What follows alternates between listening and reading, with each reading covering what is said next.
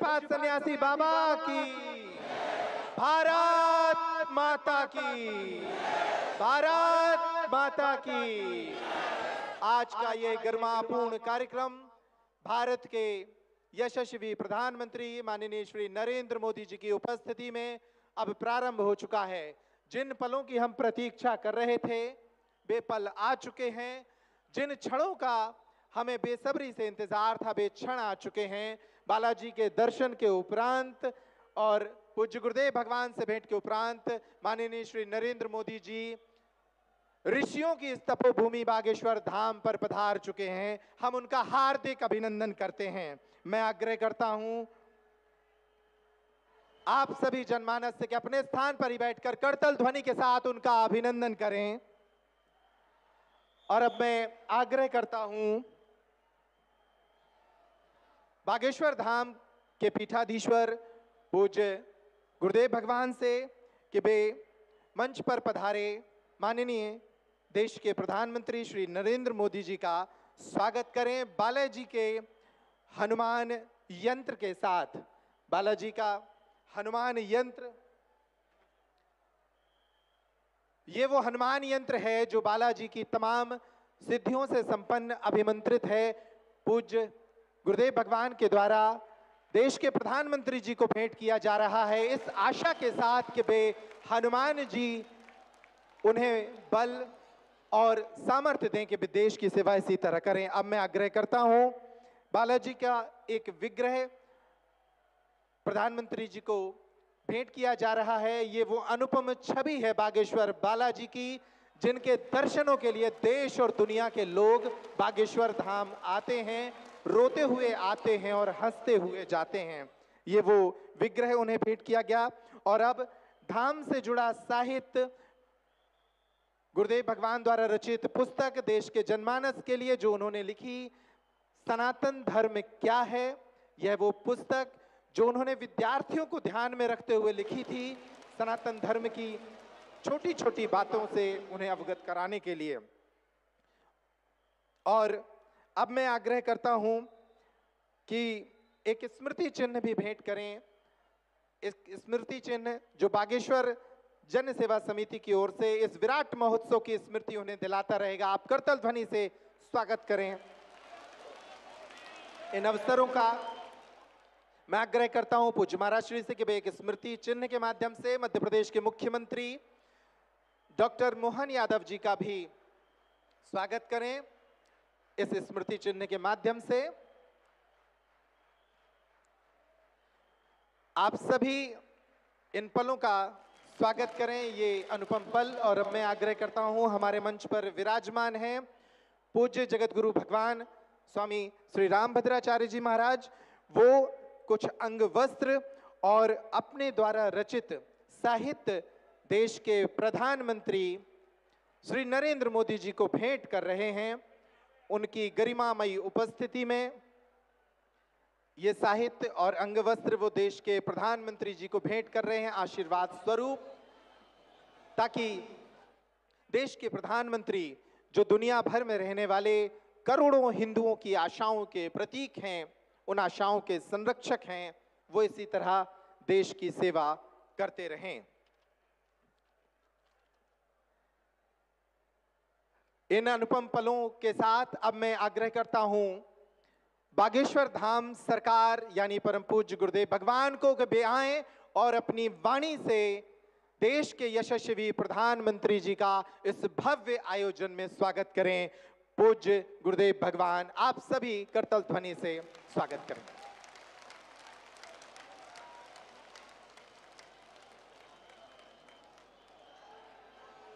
जय श्री राम। बागेश्वर धाम की, बालाजी हनुमान की, परम पूज्य श्री जगतगुरु भगवान की, सभी संत जनों की, पूज्य श्री बद्रीनाथ वाले महाराज जी की, परम पूज्य श्री परमार्थ निकेतन वाले महाराज जी की, परम पूज्य श्री दीदी मारितंबरा जी की, आज के उत्सव की हम सब बहुत उत्साहित हैं, हम सब बड़े प्रसन्न हैं। आज पावन तीर्थ बागेश्वर धाम बुंदेलखंड की वो भूमि जो वीरों की भूमि है, हीरों की भूमि है, संतों की भूमि है, महंतों की भूमि है। और एक अनूठा पल बुंदेलखंड के इतिहास में आया है कि परम पूज्यपाद एक तरफ संत भगवान व्यासपीठ के महापुरुष विराजमान हैं, तो दूसरी तरफ विश्व के सबसे लोकप्रिय नेता, भारत के यशस्वी माननीय प्रधानमंत्री जी विराजमान। जोरदार ताली बजा करके हम सब पूरा बागेश्वर परिवार स्वागत करें। पीछे तक हम सब जोरदार ताली बजा करके आपका हरे हरे।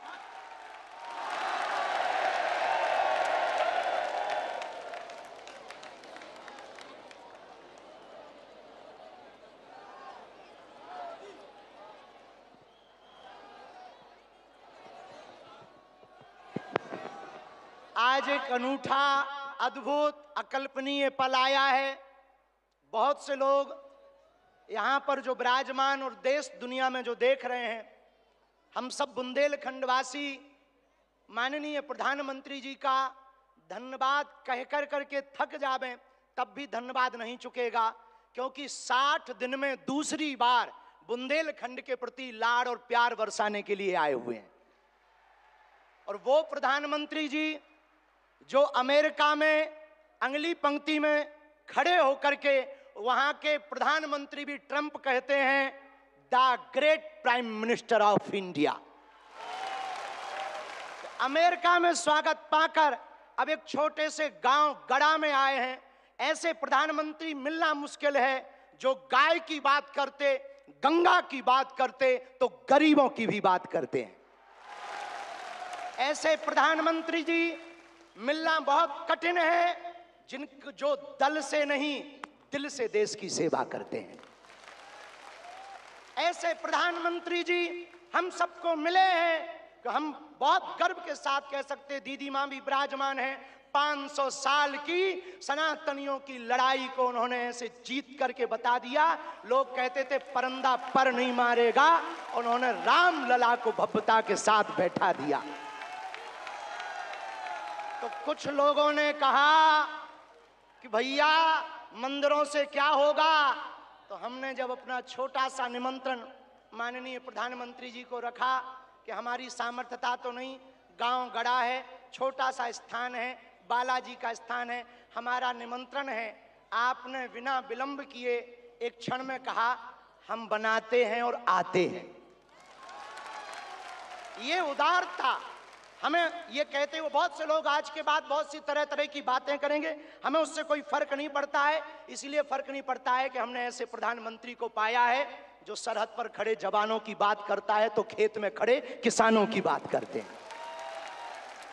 हमने ऐसे प्रधानमंत्री को पाए हैं हम सब ने जो संतों की भी चर्चा करते हैं, महंतों की भी चर्चा करते हैं, और ऐसे प्रधानमंत्री को हमने पाया है जिनका विजन और मिशन 2037 तक भारत को विकसित राष्ट्र के रूप में देखना चाहते हैं।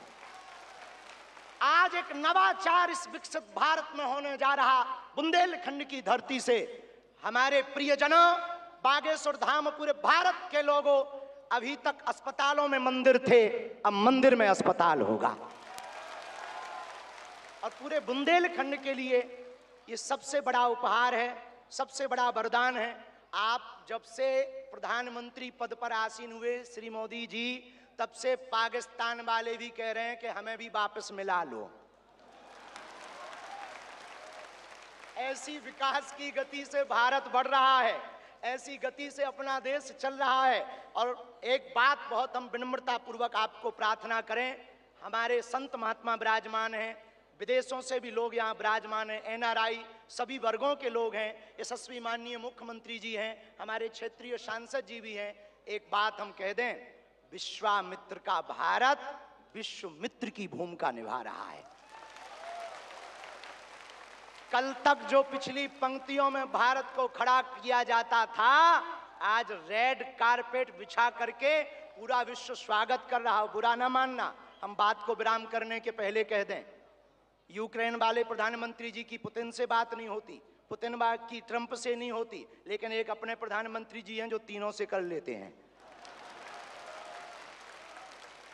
और अद्भुत ये देखना ये विश्वमित्र भारत है हमारा, जो वर्तमान में विश्वमित्र की भूमिका निभा रहा। और अद्भुत देखना, गड़ा गांव बागेश्वर धाम सन्यासी बाबा की तपोभूमि पर आ गए तो भैया आपने अपने माननीय प्रधानमंत्री जी ने अपने विजन और मिशन से चांद पर भी तिरंगा फहरा दिया। अब हम माननीय प्रधानमंत्री जी को कहें, आप जहां आए हैं, एक समय ऐसा था कि हमारे यहाँ विधायक भी 5 साल में एक बार आते थे। अब आप आ गए हैं तो हमें लगता है हमारा बुंदेलखंड निश्चित रूप से आपको बहुत बहुत सब बधाई दे रहे हैं, आशीर्वाद दे रहे हैं, सब साधुवाद दे रहे हैं, सब आपके प्रति बहुत भाव प्रकट कर रहे हैं। अत्यधिक ना कहें, क्योंकि ज़्यादा पूज्यपाद गुरुजी भी बैठे, ज़्यादा कुछ बोल जाएंगे तो गड़बड़ हो जाएगा। लेकिन अंत में यही कहेंगे, आपका स्नेह जो बुंदेलखंड के प्रति है वो बना रहे, और हमारा बुंदेलखंड और हमारा देश आपके नेतृत्व में ऐसे ही दिशा और दशा सुधार करता हुआ विकसित राष्ट्रों में पहुंचे। हम साधु समाज और बुंदेलखंड वासी तो हम वो हैं कि राम जी को 14 साल का वनवास मिला था तो 12 साल यहीं रख लिया था चित्रकूट में। तो हम चाहेंगे कि आप ऐसे ही बार बार आते रहें, और पूरे बुंदेलखंड के लिए यह अस्पताल लगभग 2 से 3 वर्ष में पूर्ण करेंगे। सबके सहयोग से आप आ गए तो हो ही जाना है पूरा, और इसको मेडिकल कॉलेज बनाने का हमारा विचार है। और बालाजी पूर्ण करवाएंगे, सन्यासी बाबा का तप इसको पूर्ण करवाएंगे। अब अस्पतालों से कृपा भी मिलेगी, दवा भी मिलेगी, ज्ञान भी होगा तो विज्ञान भी होगा। और हम आपको निवेदन करें, अतिशयोक्ति हो जाए तो क्षमा करना, हमारे ब्याह में भले ही न आप आइयो, पर उद्घाटन में अगर समय मिल जाए तो आप पहुंचे। माननीय प्रधानमंत्री जी अभी जब माताजी को मिल रहे थे तो हमारी माताजी से कह रहे थे, हम तुम्हारी माताजी पर्ची खोल रहे, और माताजी से बोले अब तुम्हारे मन में ये चल रहा है कि ब्याह हो जाए। उस वक्त तो हम नहीं कह पाए, तो हम कहेंगे हमारी बारात में आप भले ना।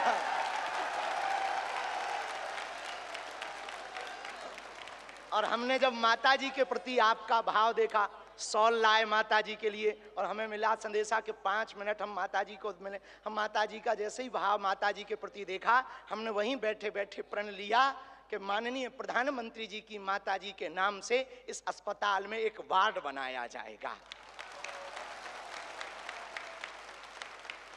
हमारे मन में ये आया, और बस यही कहेंगे, हम तो कुछ जानते नहीं हैं, ज़्यादा पढ़े लिखे भी नहीं, अंत में यही कहेंगे, आप स्वस्थ रहें और आप ऐसे ही सत्ता में रहें, ताकि भारत ऐसे ही विकास करता रहे। हर हर बागेश्वर धाम की, सन्यासी बाबा की, दादा गुरु जी की। और भैया जी को आज के कार्यक्रम से बुरो लगे, उठटरी बराबर। इसी के साथ में जय श्री राम।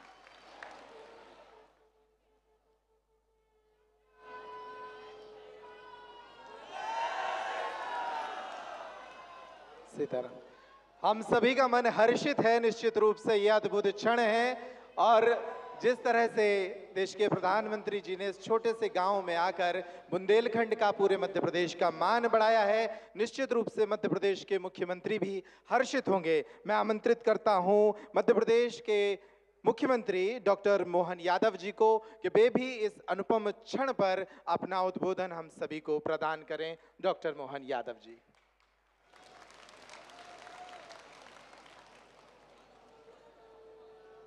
आज का दिन वास्तव में एक अलग प्रकार के आनंद का, उत्साह का, उमंग का, और खासकर बुंदेलखंड की धरती पर यशस्वी प्रधानमंत्री, मैं एक बार अपनी ओर से, सरकार की ओर से और आप सबकी ओर से आपका स्वागत करता हूं, अभिनंदन करता हूं।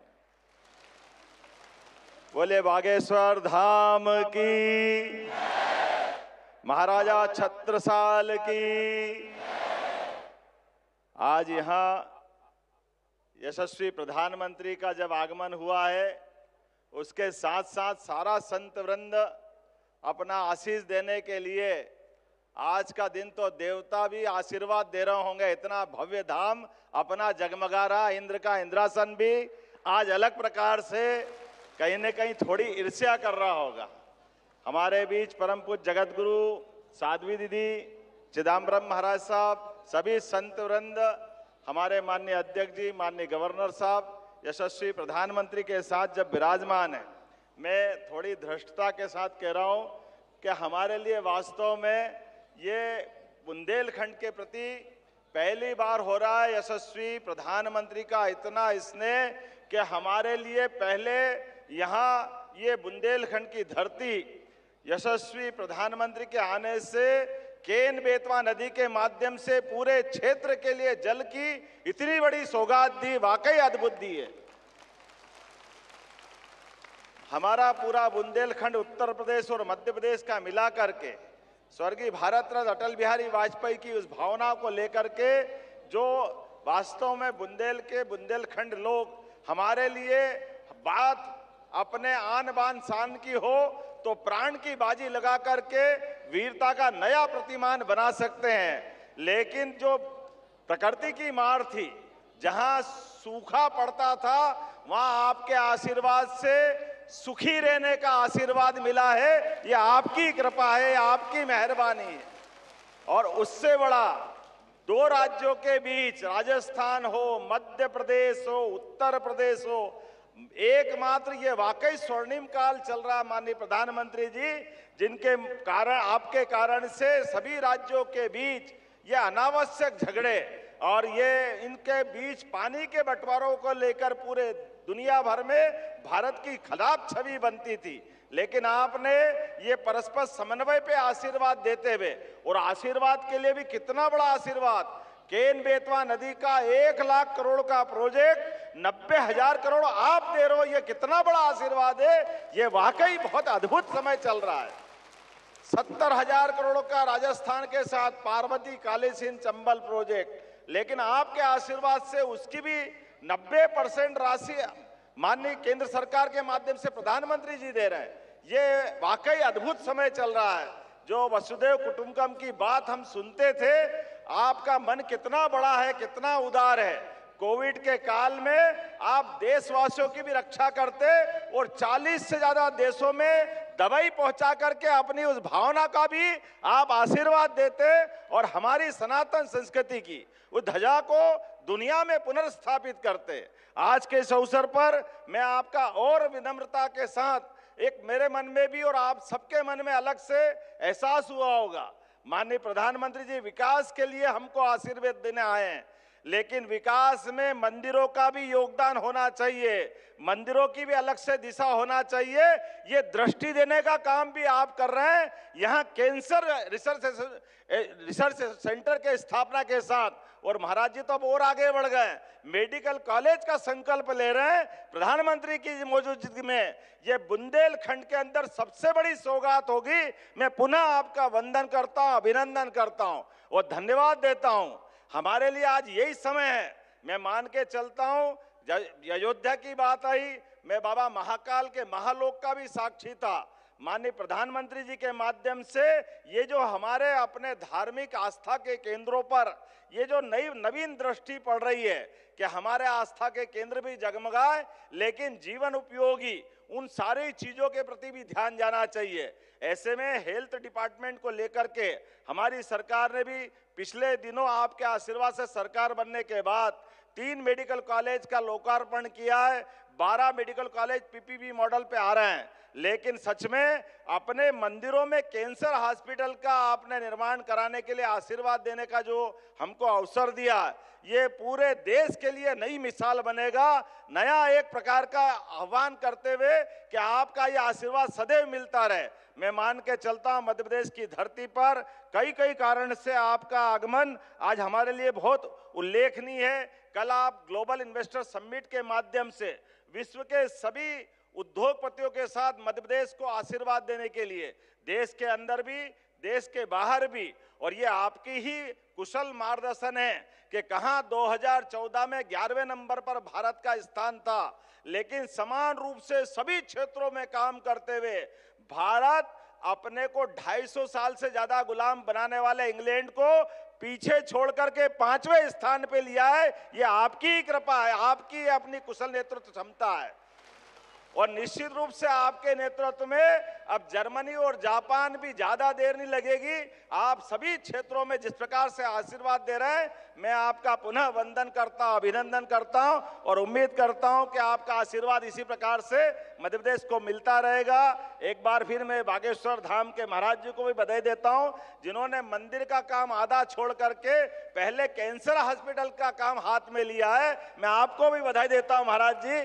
आज का यही समय है जिसको माननीय प्रधानमंत्री जी के शब्दों में यही समय है, सही समय है। इससे अच्छा क्या समय हो सकता है? नेक काम को तुरंत करते हुए जो आपने अद्भुत एक नया संकल्प लिया है, हम सब आपके उस संकल्प के साथ रहेंगे। मैं पुनः महाराज जी का भी अभिनंदन करता हूं, जगत गुरु जी का भी प्रणाम करता हूं, सारे संत वृंद का प्रणाम करते हुए यशस्वी प्रधानमंत्री को पुनः धन्यवाद देता हूं। आपका ऐसा स्नेह मिलता रहे ताकि प्रगति के काम समान रूप से ऐसे हम चलाते रहें। बोलिए बागेश्वर धाम की, बोलिए बागेश्वर धाम की। और अब वह क्षण आ गया है जब देश के यशस्वी प्रधानमंत्री जी साधना से संपन्न इस धरती को मानव उपयोगी साधनों से संपन्न करने की शुरुआत करने जा रहे हैं। मैं आग्रह करता हूं, वे डिजिटल शिलान्यास के लिए उन्हें एक रिमोट उपलब्ध कराया जाएगा। वे इस रिमोट के माध्यम से आपकी जो स्क्रीन है, जो मंच की एलईडी है, उस पर एक डिजिटल शिलान्यास होगा। आप सभी उस कैंसर अस्पताल की एक छोटी सी फिल्म को भी देखेंगे, उस शिला को भी देखेंगे, और इसके साथ ही वो जो पूरा अस्पताल की जो परिकल्पना है वो आपके सामने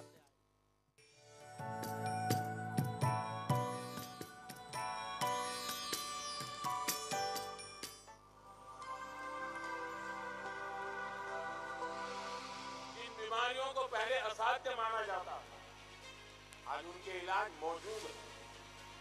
दुनिया ट्रीटमेंट के साथ ही वेलनेस को महत्व दे रही है, और वेलनेस की बात होती है तो इसमें भारत के पास हजारों वर्ष पुराना अनुभव है। बात ये है कि सब कोई मंदिर बनवाता है, हमने सोचा हम मंदिर नहीं, हम कैंसर हॉस्पिटल बनवाएंगे। अस्पताल में आपका स्वागत है, जो कि राष्ट्रीय और अंतर्राष्ट्रीय क्वालिटी स्टैंडर्ड्स का अनुपालन करता है, जैसे कि AERB, NABH, जो कि भारत का सबसे उच्चतम प्रत्यायन है, JCI, जो कि विश्व का सबसे उच्चतम प्रत्यायन है, और जहां 360 डिग्री पेशेंट केयर और पेशेंट एक्सपीरियंस का ध्यान रखा गया है। 4 व्हीलर पार्किंग, 2 व्हीलर पार्किंग की सुविधा, आरामदेह आगमन प्रस्थान की सुविधा, प्रतीक्षा और पंजीकरण के लिए एक अनोखा प्रांगण, जहां किसी को भी कतार में खड़े होने की आवश्यकता नहीं होगी। जब अस्पताल की बात आती है तो ये एक नया कॉन्सेप्ट है। एक अस्पताल जनरल वार्ड में प्रत्येक मरीज को धूप और प्राकृतिक वेंटिलेशन मिलेगा। तेज रिकवरी के लिए प्राकृतिक धूप के साथ अत्याधुनिक ICU, रेडियोलॉजी में प्रति मरीज 2 रिश्तेदारों के लिए आरामदायक प्रतीक्षा सुविधा। रेडियोलॉजी सेंटर में है लेटेस्ट टेक्नोलॉजी के CT, MRI, 3D sonography, digital x-ray और कई सारे अन्य डायग्नोस्टिक उपकरण। 24 घंटे रहने, खाने, नहाने की सुविधा देता है। तुम भी गर्व से कहोगे कि हाँ, हम बागेश्वर वाले हैं, यहाँ दुआ और दवा दोनों की व्यवस्था होगी।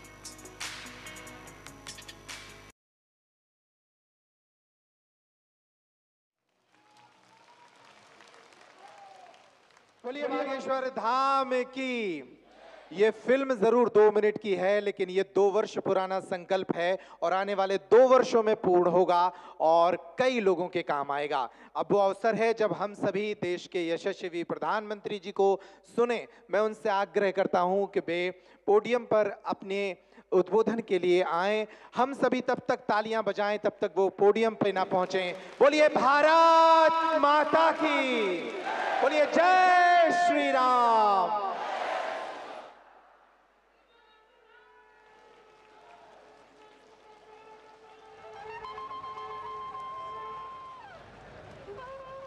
भैया हराओ बोलो, मतंगेश्वर भगवान की, बागेश्वर धाम की जय, जटाशंकर धाम की। अपुन औरण खां मोरी तरफ से दो ही हाथ जोड़ के राम राम जो कार्यक्रम में उपस्थित मध्य प्रदेश के गवर्नर श्री मंगूभाई पटेल, मुख्यमंत्री भाई मोहन यादव जी, जगत गुरु पूज्य रामभद्राचार्य जी, बागेश्वर धाम के पीठाधीश्वर श्री धरेंद्र शास्त्री जी, दीदी मां साध्वी ऋतंबरा जी, स्वामी चिदानंद सरस्वती जी, महंत श्री बालक योगेश्वर दास जी,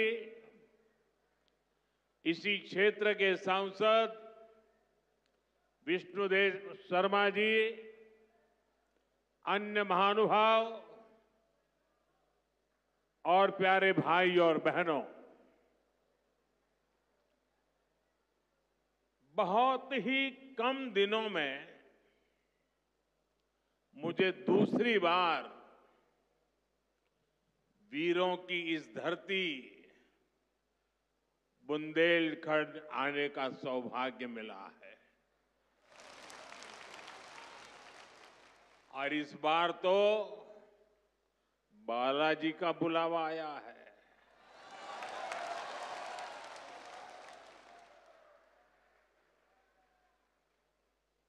ये हनुमान जी की कृपा है कि आस्था का ये केंद्र अब आरोग्य का केंद्र भी बनने जा रहा है। अभी मैंने यहां Shri Bageshwar Dham medical science and research institute का भूमि पूजन किया है। ये संस्थान 10 एकड़ में बनेगा। पहले चरण में ही इसमें 100 बेड्स की सुविधा तैयार होगी। मैं इस पुनीत कार्य के लिए श्री धीरेन्द्र शास्त्री जी का अभिनंदन करता हूं और बुंदेलखंड के लोगों को बहुत बहुत बधाई देता हूं। साथियों, आजकल हम देखते हैं कि नेताओं का एक वर्ग ऐसा है जो धर्म का मखौल उड़ाता है, उपहास उड़ाता है, लोगों को तोड़ने में जुटा है। और बहुत बार विदेशी ताकतें भी इन लोगों का साथ देकर देश और धर्म को कमजोर करने की कोशिश करती दिखती है। हिंदू आस्था से नफरत करने वाले ये लोग सदियों से किसी न किसी भेष में रहते रहे हैं। गुलामी की मानसिकता से घिरे हुए लोग हमारे मत, मान्यताओं और मंदिरों पर, हमारे संत, संस्कृति और सिद्धांतों पर हमला करते रहते हैं। ये लोग हमारे पर्व, परंपराओं और प्रथाओं को गाली देते हैं। जो धर्म, जो संस्कृति स्वभाव से ही प्रगतिशील है, उस पर ये कीचड़ उछालने की हिम्मत दिखाते हैं। हमारे समाज को बांटना, उसकी एकता को तोड़ना ही इनका एजेंडा है। इस माहौल में मेरे छोटे भाई धीरेन्द्र शास्त्री जी काफी समय से देश में एकता के मंत्र को लेकर लोगों को जागरूक करते रह रहे हैं। अब उन्होंने समाज और मानवता के हित में एक और संकल्प लिया है। इस कैंसर संस्थान के निर्माण की ठानी है। यानी अब यहां बागेश्वर धाम में भजन, भोजन और निरोगी जीवन तीनों का आशीर्वाद मिलेगा। साथियों, हमारे मंदिर, हमारे मठ, हमारे धाम ये एक और पूजन और साधना के केंद्र रहे हैं, तो दूसरी ओर विज्ञान और सामाजिक चिंतन के भी, सामाजिक चेतना के भी केंद्र रहे हैं। हमारे ऋषियों ने ही हमें आयुर्वेद का विज्ञान दिया। हमारे ऋषियों ने ही हमें योग का वो विज्ञान दिया जिसका परचम आज पूरी दुनिया में लहरा रहा है।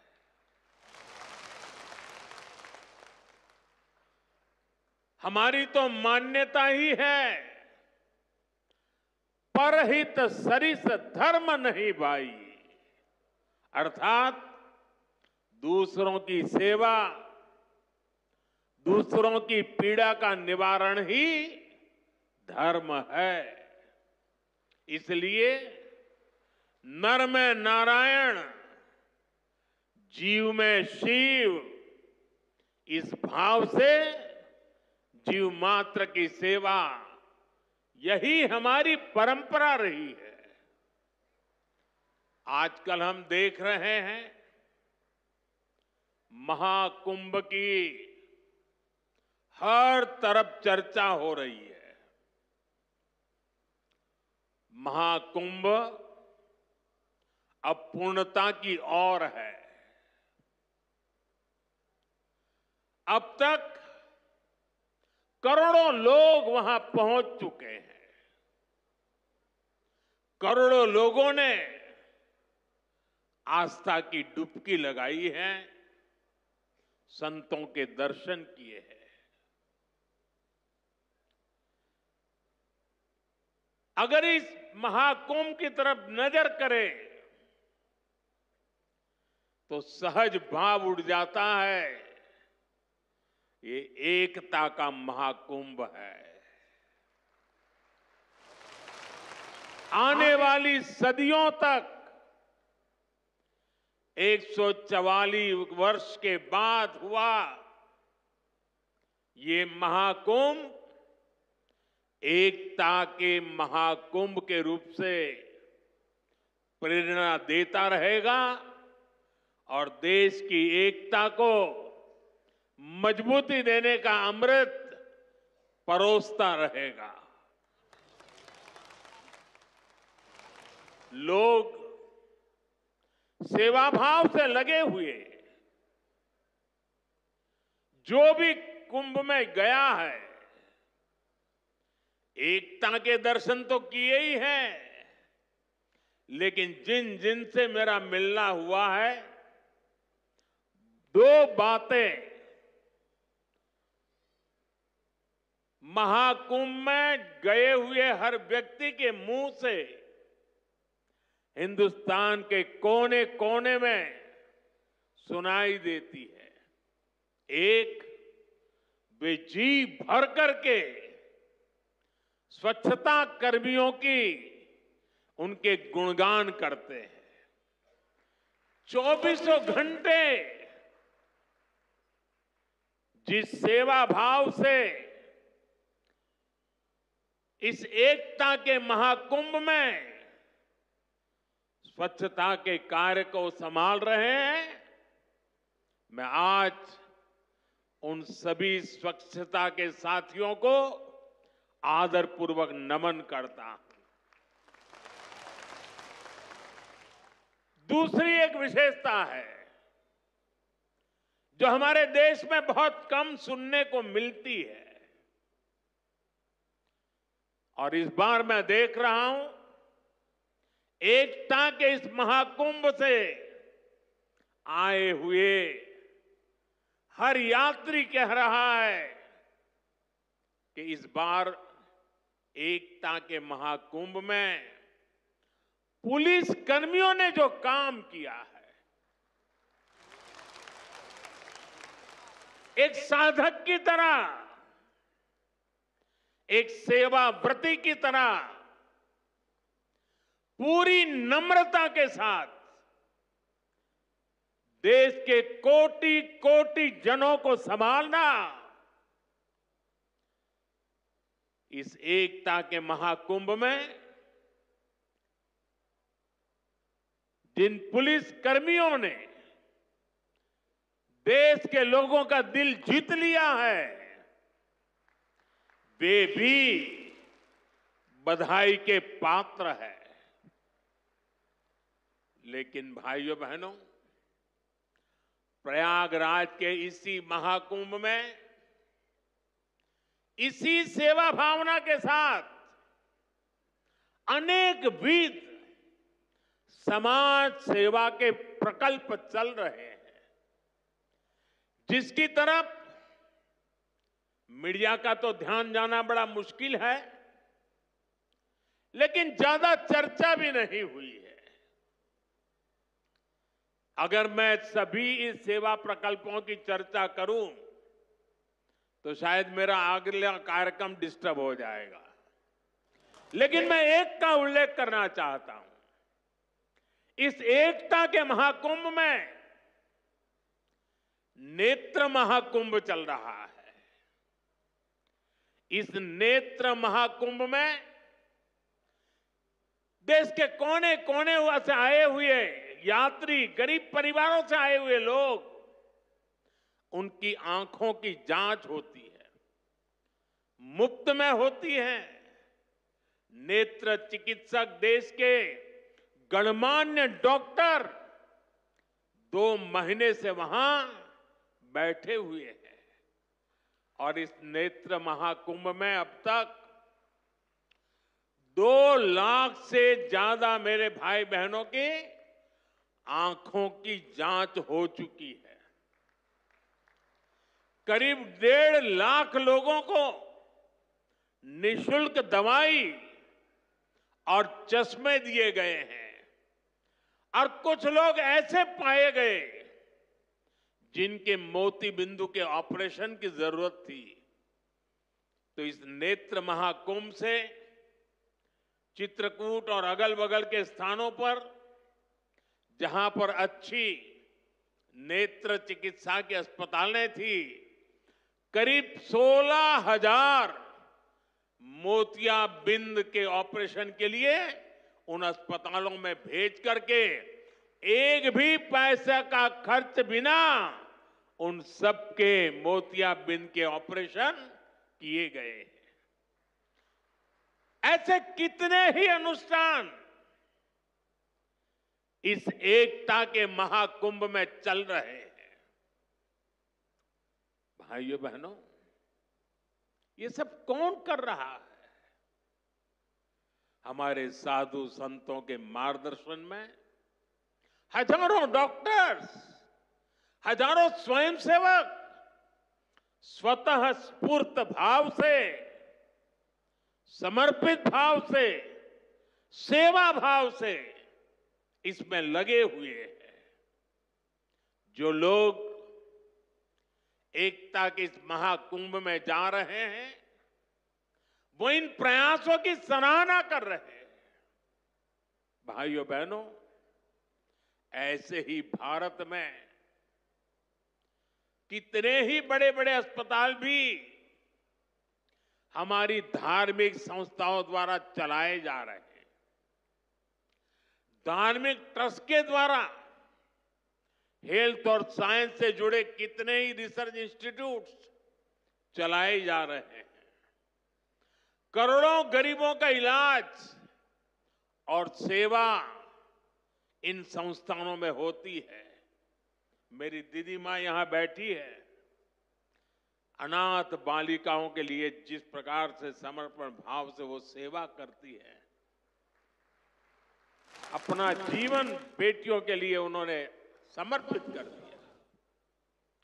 साथियों, यहीं पास में हमारे बुंदेलखंड का चित्रकूट, प्रभु राम से जुड़ा ये पवित्र तीर्थ खुद दिव्यांगों और मरीजों की सेवा का कितना बड़ा केंद्र है।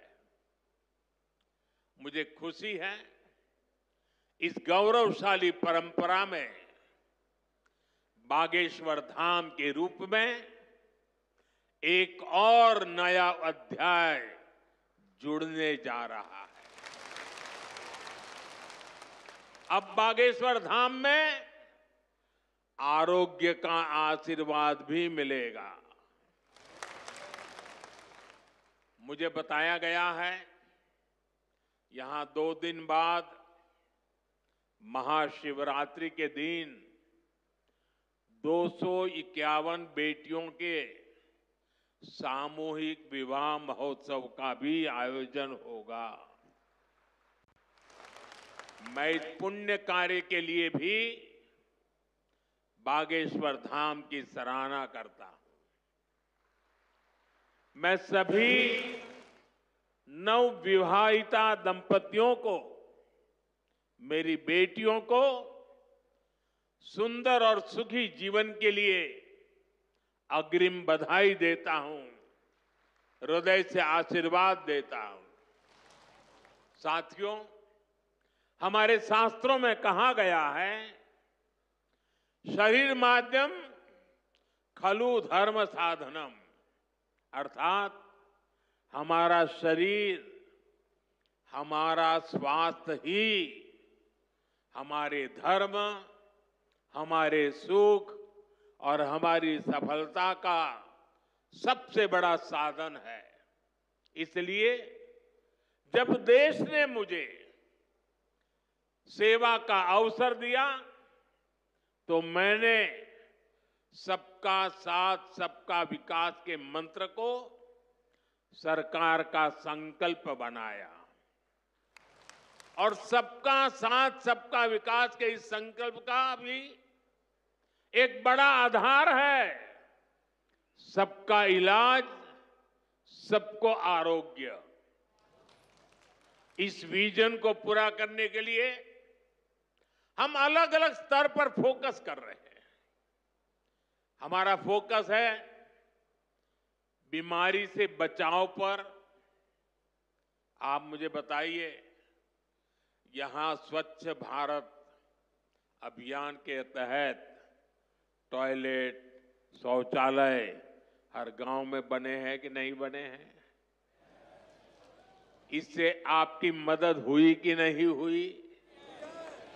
आपको पता है, शौचालय बनने से एक और फायदा हुआ है। शौचालय बने हैं तो गंदगी से होने वाली बीमारियां भी कम हुई है।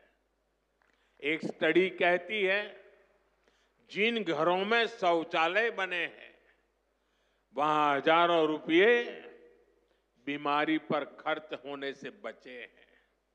साथियों, 2014 में हमारी सरकार आने से पहले हालात ये थी कि देश में गरीब जितना बीमारी से नहीं डरता था, उससे ज्यादा डर उसे इलाज के खर्च से लगता था।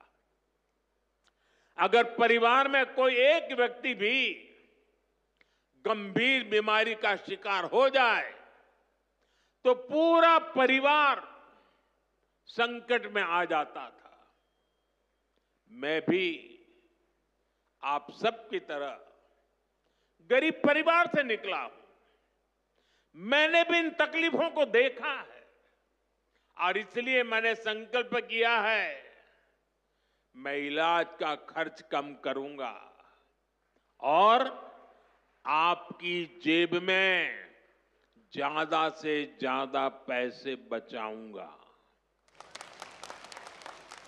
मैं आपको बार बार हमारी सरकार की कुछ योजना, कल्याणकारी योजनाओं की जानकारी देता रहता हूं ताकि एक भी जरूरतमंद योजनाओं से छूटे नहीं।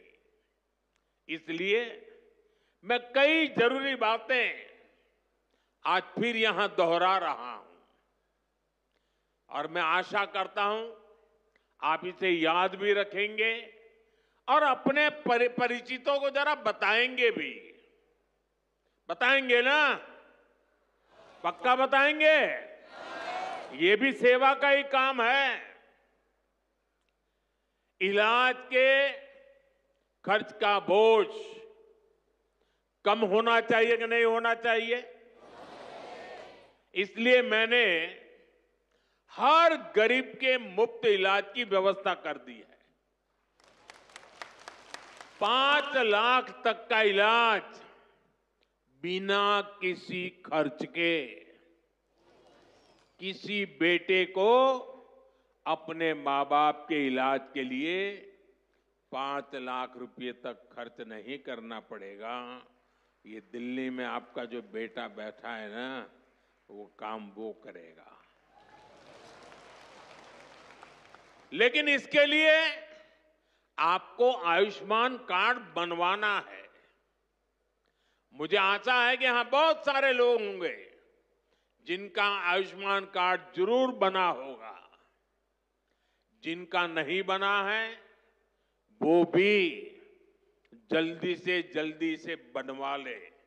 और मैं मुख्यमंत्री जी को भी कहूंगा कि इस काम को, इस क्षेत्र में अगर कोई छूट गए हो तो तेजी से इसको आगे बढ़ाया जाए। साथियों, एक और बात आज आपको याद रखनी है। अब गरीब, अमीर, मध्यम वर्ग, कोई भी परिवार हो, परिवार में 70 साल से अधिक उम्र के सभी बुजुर्गों के लिए भी मुफ्त इलाज के लिए आयुष्मान कार्ड बन रहे हैं। ये कार्ड भी ऑनलाइन ही बन जाएंगे। इसके लिए कहीं किसी को कोई पैसा देना नहीं है और अगर कोई पैसे मांगता है तो सीधे मुझे चिट्ठी लिखना, बाकी काम मैं कर लूंगा।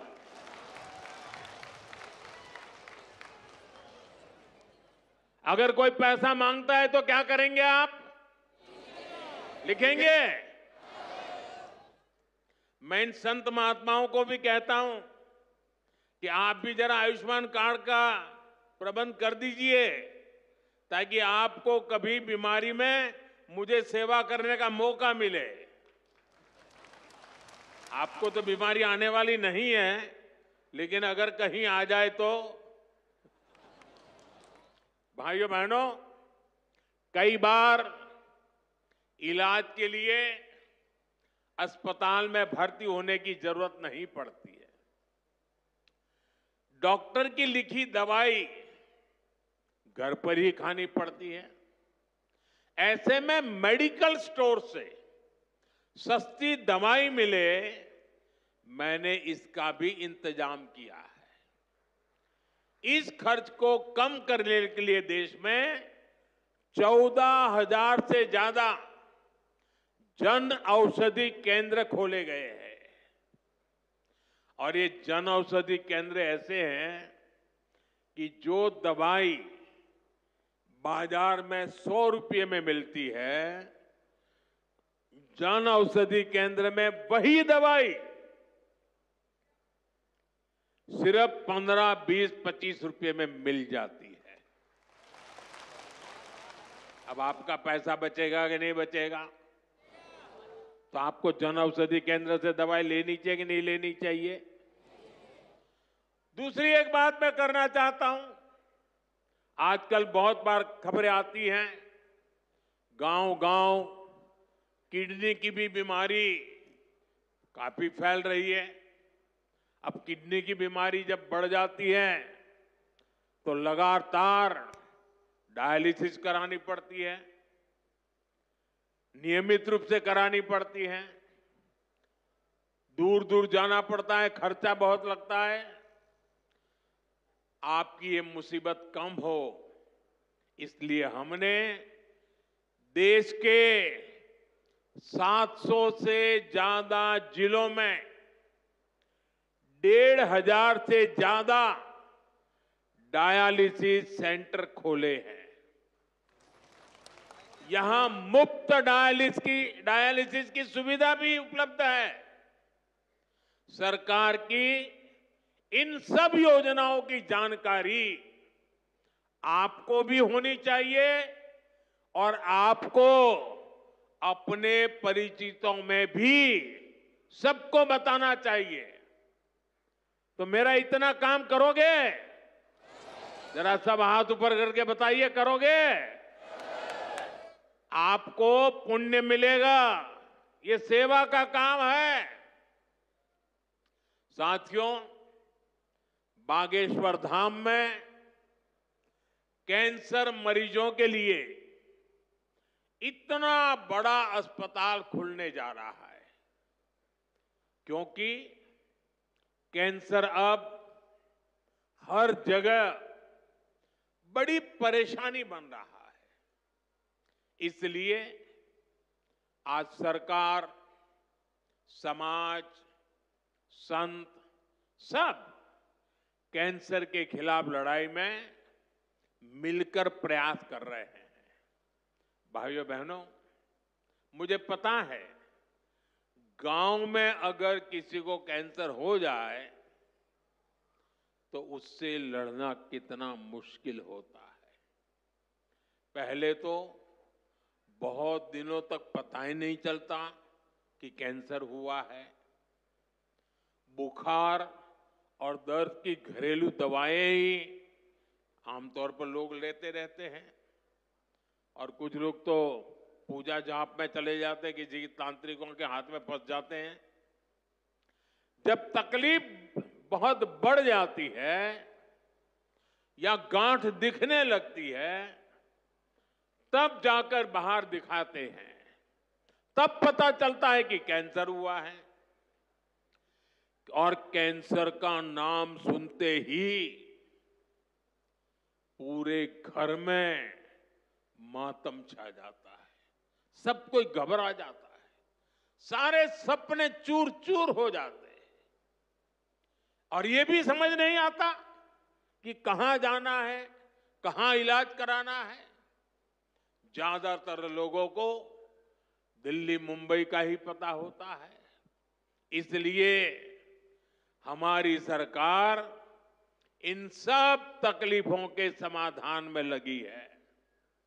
इस साल जो बजट आया है उसमें भी कैंसर से लड़ने के लिए कई सारी घोषणाएं की गई है, और मोदी ने तय किया है कि कैंसर की दवाओं को और सस्ता किया जाएगा। अगले 3 साल में देश के हर जिले में कैंसर डे केयर सेंटर खोले जाएंगे। डे केयर सेंटर में जांच भी होगी और आराम करने की सुविधा भी होगी। आपके पड़ोस में ही जो जिला अस्पताल है, चिकित्सा केंद्र हैं, वहां कैंसर क्लिनिक भी खोले जा रहे हैं। लेकिन भाइयों बहनों, आपको मेरी एक बात अच्छी लगे या बुरी लगे, लेकिन इसको कुछ करना ही पड़ेगा। याद रखना और जीवन में लागू करना। कैंसर से सुरक्षा के लिए आपको भी सावधान और जागरूक होना पड़ेगा। सबसे पहली सावधानी ये है कि समय से कैंसर की पड़ताल, क्योंकि एक बार कैंसर फैल गया तो उसे हराना उतना ही मुश्किल हो जाता है। इसलिए हम 30 साल से ज्यादा उम्र के सभी लोगों की जांच के लिए एक अभियान चला रहे हैं।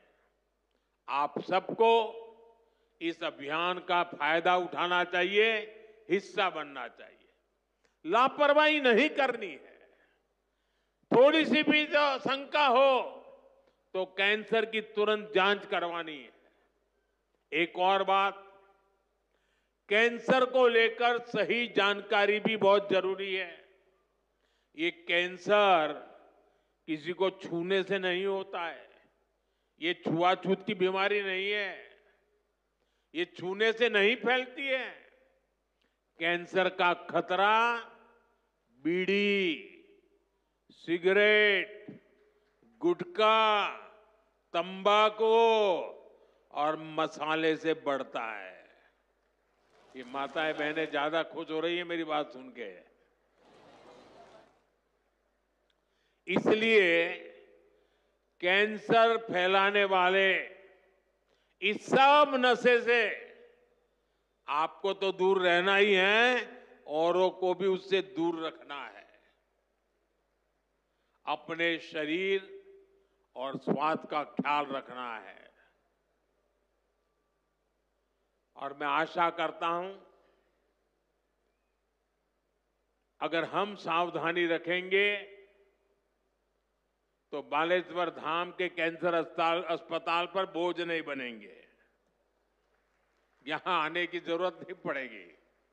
तो सावधानियां रखोगे ना? लापरवाही तो नहीं करोगे ना?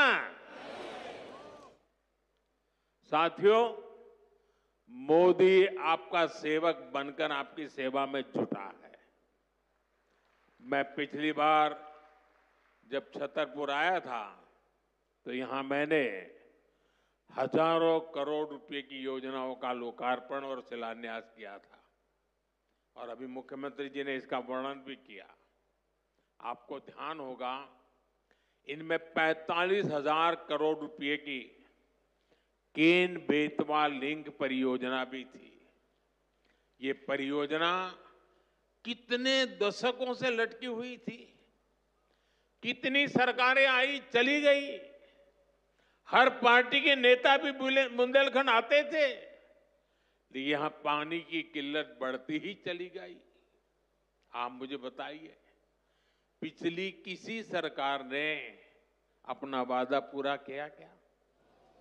ये काम भी तब शुरू हुआ जब आपने मोदी को आशीर्वाद दिया। पीने का पानी और उसका संकट दूर करने के लिए भी तेजी से काम हो रहा है। जल जीवन मिशन यानी हर घर जल परियोजना के तहत बुंदेलखंड के गांव-गांव में पाइप से पानी पहुंचाया जा रहा है। गांव में पानी पहुंचे, हमारे किसान भाई बहनों की तकलीफ दूर हो, उनकी आय बढ़े। हम इसके लिए दिन रात मेहनत कर रहे हैं। भाइयों बहनों, बुंदेलखंड समृद्ध बने, इसके लिए जरूरी है कि हमारी माताएं बहनें भी उतनी ही सशक्त बने। इसके लिए हमने लखपति दीदी और ड्रोन दीदी जैसी योजनाएं शुरू की है। हम 3 करोड़ बहनों को लखपति दीदी बनाने का लक्ष्य लेकर चल रहे हैं। बहनों को ड्रोन उड़ाने की ट्रेनिंग भी दी जा रही है। बुंदेलखंड में सिंचाई का पानी पहुंचेगा। बहनें ड्रोन से फसलों पर छिड़काव करेगी, खेती में मदद करेगी, तो हमारा बुंदेलखंड समृद्धि के रास्ते पर तेजी से आगे बढ़ेगा। भाइयों बहनों, गांव में ड्रोन तकनीक से एक और बड़ा जरूरी काम हो रहा है। स्वामित्व योजना के अंतर्गत ड्रोन से जमीन की पैमाइश करा के उसके पुख्ता कागज दिए जा रहे हैं। यहां एमपी में तो इसे लेकर बहुत अच्छा काम हुआ है। अब इन कागजों पर लोग बैंक से आसानी से लोन भी ले रहे हैं। ये लोन रोजगार धंधे में काम आ रहा है, लोगों की आय बढ़ रही है। साथियों, बुंदेलखंड की इस महान धरती को विकास की नई ऊंचाई पर पहुंचाने के लिए डबल इंजन की सरकार दिन रात मेहनत कर रही है। मैं बागेश्वर धाम में कामना करता हूं बुंदेलखंड समृद्धि और विकास की राह पर इसी तरह आगे बढ़ता रहे। और आज मैं हनुमान दादा के चरणों में आया तो मुझे लगा कि ये धीरेन्द्र शास्त्री अकेले ही पर्ची निकालेंगे कि मैं निकाल पाऊंगा। तो मैंने देखा कि आज हनुमान दादा की मुझ पे कृपा होती है कि नहीं होती है। तो हनुमान दादा जी ने मुझे आशीर्वाद दिया और मैंने आज पहली पर्ची निकाली, उनकी माताजी की पर्ची निकाली, और जिसकी बात शास्त्री जी ने बता दी आपको। खैर साथियों, ये बहुत बड़ा अवसर है, बहुत बड़ा काम है। संकल्प बड़ा हो, संतों के आशीर्वाद हो, प्रभु की कृपा हो,